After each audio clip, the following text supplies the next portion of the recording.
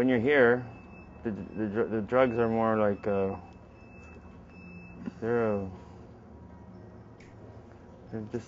with you, right? It's there. It's all around you. Just as a way to, seems to be a way of dealing with it. And it's like you reward yourself. No, I don't think, I've been to rehab, or I've been to treatment centers and stuff. I didn't really want to quit.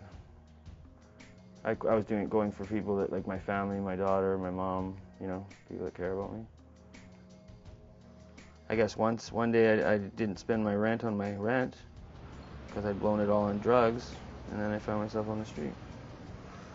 And then I started going, well, I can live on the street.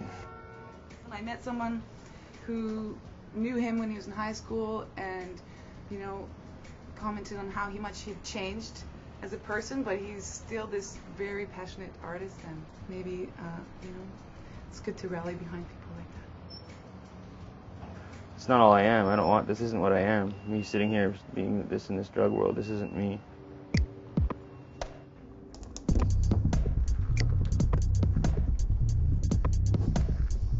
He often uses whatever he can find to paint on, as you know, so these ones are little post wood paneling that he made, and they actually fit together, so you can have them this way, which looks kind of cool. Or you can split them and have them like that. Dudes hanging out on Commercial Drive. I fell off a building, just trying to climb to one different part of the roof from a fire escape, and I slipped. 4.5 floors. If I was anyone else, anybody else, yeah, they would have done surgery right away and fixed the problem. Now they're healed, all screwed up, and I don't think I'll walk properly ever. I'll never walk properly ever again.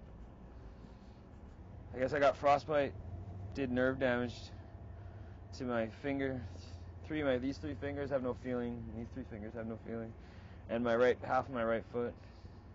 Yeah, I was an avid snowboarder for years and years and years and years. So that's a lot different, eh? It's total healthy. Outside in the wilderness. My daughter's name is Cypress Friend. She's 15 now. She lives in Ontario. If I could say anything to my daughter right now, I'd probably just tell her that I love her. I miss her. And then I'm proud of her. How good she's doing in school. Things like that.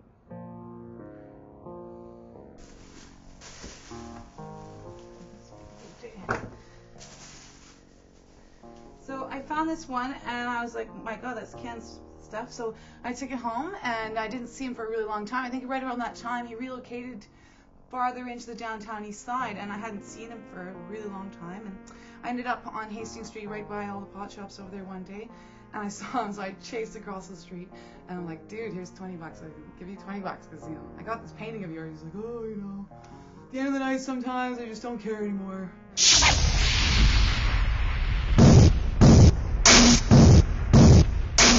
Drugs are sort of like my friend through all this, you know. My little relationship with my drugs and the part of the ritual. A lot of the time.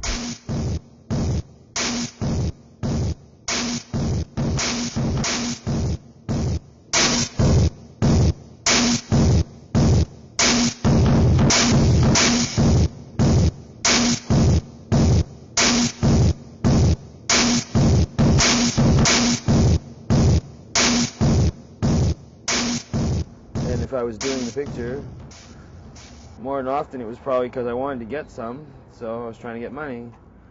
And having money either gets a bit of drugs and a little bit of art supplies and keep going and try and do it again. Try and do it again.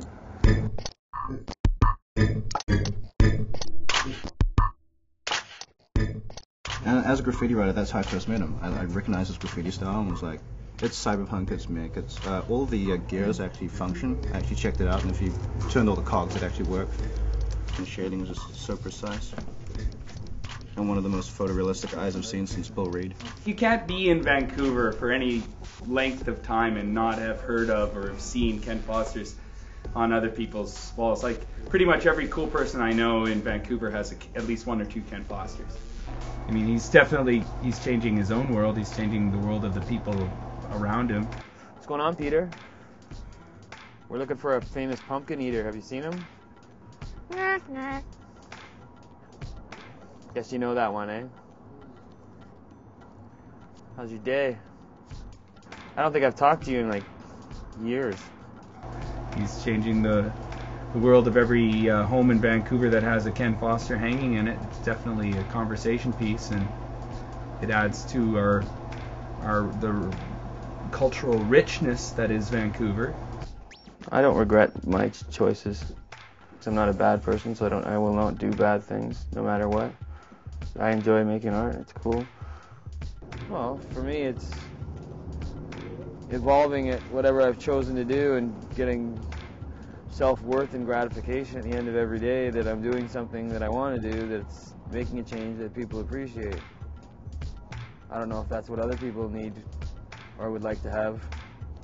Poverty, I think, is a horrific situation that nobody should be subjected to.